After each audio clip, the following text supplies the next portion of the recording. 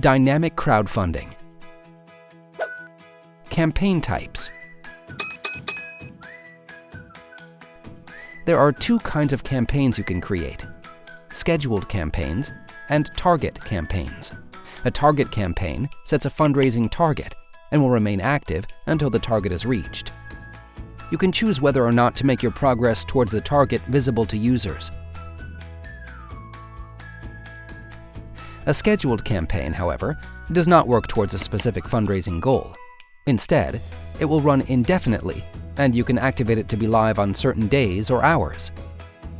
Also, in a scheduled campaign, each donation tier or bracket can only be made once in a given day. Once someone has made that contribution, subsequent visitors will be informed that it is no longer available. There are no restrictions in a target campaign. Mark the days or time slots when you want your campaign to run. Clicking on the arrow at the far left will automatically select all time slots on that day, and the arrow on the bottom will select this time slot on all days. On the schedule, you will be able to see any other campaigns you may have running at this location. They will appear as pink squares. It is possible to schedule multiple campaigns at the same time. When this happens, a visitor in your site will just see one of the campaigns. Which one they see is determined at random and cannot be controlled.